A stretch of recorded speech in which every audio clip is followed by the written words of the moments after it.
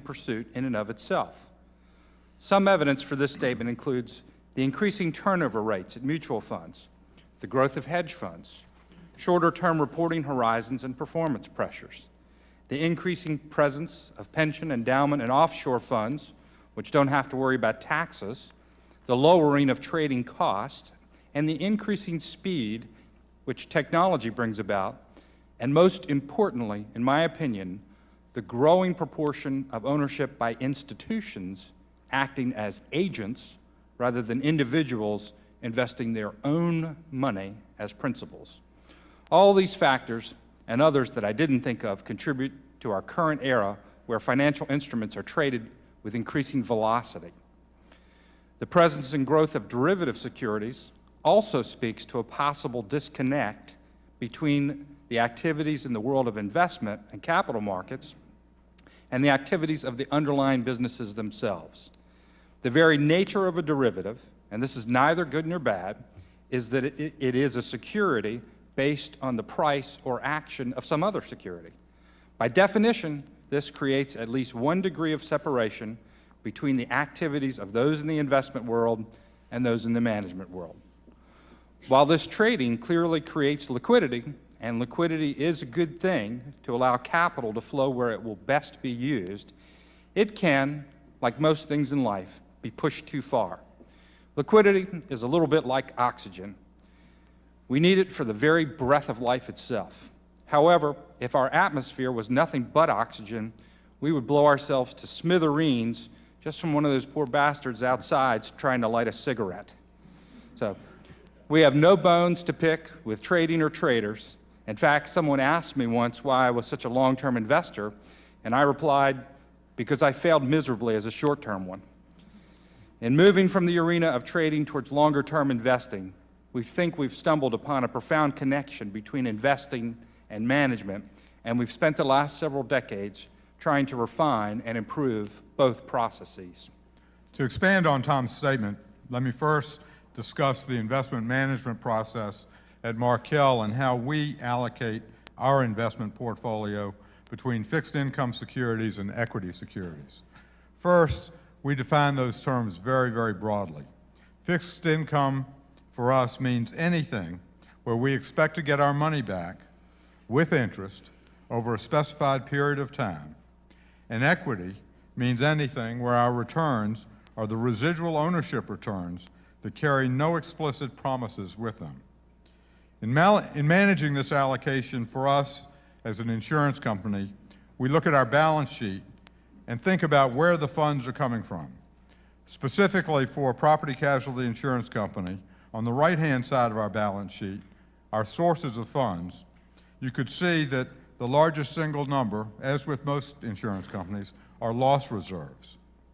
These reserves represent the amount of money that we will ultimately need to pay to our clients, our insureds, as claims become due. This money is ultimately our policyholders' money, and therefore we invest these funds in a very, very high-quality portfolio of fixed income securities. And we try to match the duration and currency mix of this portfolio with our expectation of the duration of our claims, so that effectively we can match the payments when they come due. In doing so, we earn a positive spread on the activity.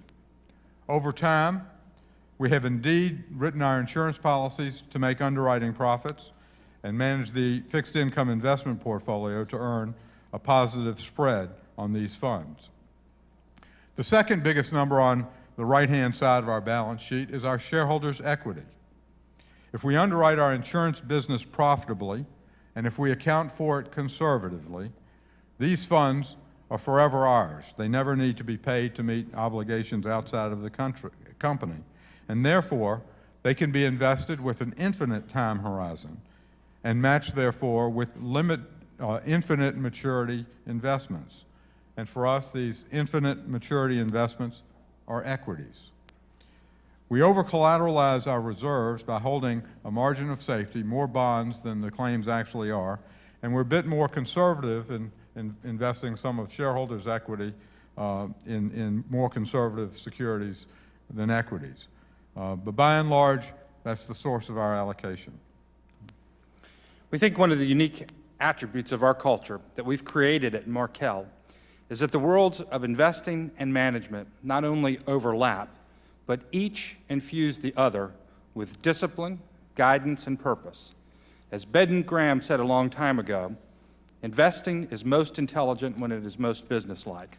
We believe that and try to conduct our investments in as businesslike a fashion as we know how.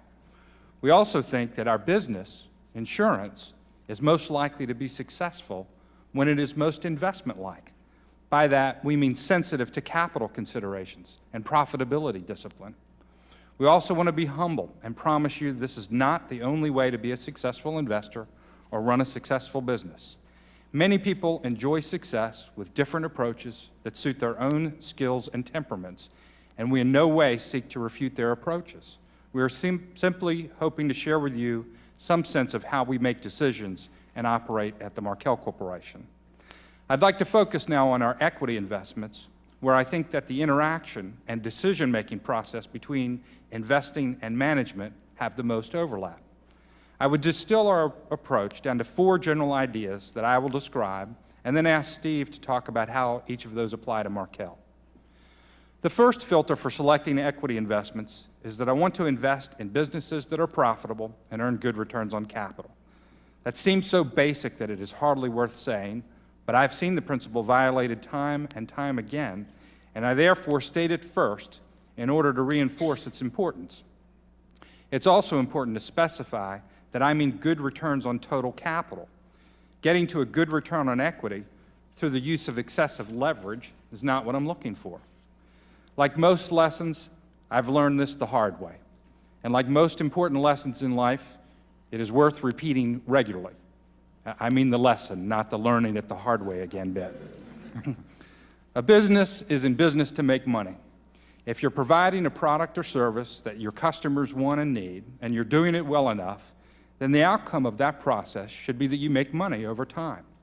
If you're not making money, then your customers don't want or need or simply can't afford what you are offering, or you're not doing it well enough compared to your competitors. It's unfortunately as simple as that. Making money is a scorecard that indicates that over time, you are supplying something that people value enough such that they're willing to pay you rationally. If you're not making money in business, you need to re-examine the value of your product or service or your cost to see if you're really doing what you should. No business can lose money indefinitely and continue to survive. Therefore, the first test for me is that I see a